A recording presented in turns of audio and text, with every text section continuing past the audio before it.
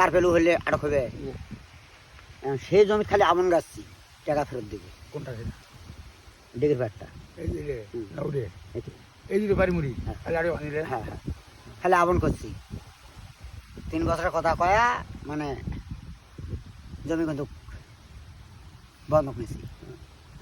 এখন খাইলেন 3 বছর হয়ে গেল। খালি আমনটা খাই না, ওই মার 3 বছর হয়েছে।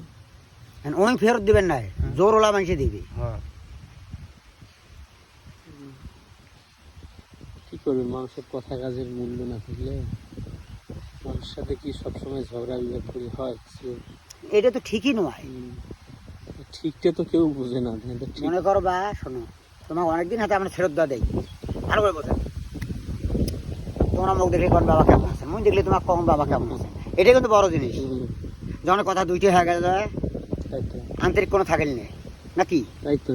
এখন জমিটাতে 3 বছর কথা আমরা নিছি, আমাকে 3 বছর খাওয়া লাগবে না?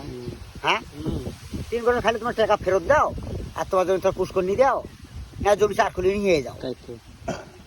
এখন ঘটনা হলো খালি আমনটা করছি, এমন ভেড়াং লোকে এখন টাকা ফেরত দিবে নেছে, জমি হলো নয় অন্য লোক, কেমনে বেটা গো নাকি? যে কাজ হোক। তাছাড়া কিরা? ঘটনা হলো এখন যদি কই টাকাটা নেবেন নাই ফেরত, তা তো 10 জন উপর দেখি হইবে, হ্যাঁ, 10 জন উপর দেখি হইবে না। নেবু যা টাকা মামলা দিয়ে টাকা নেই, হ্যাঁ, তো আর তুই নেই বন্ধ। হ্যাঁ, ওই দিতে হবে, ওই হবে। হ্যাঁ, ওই হবে। তোমরা ফির করো। ঘুরিও লাভ হবে না তখন, হ্যাঁ, দিবে রে না। হ্যাঁ, ওইটা তুমি বন্ধ ফোনে টাকা দেন ঠিকই, তখন কেমন হবে?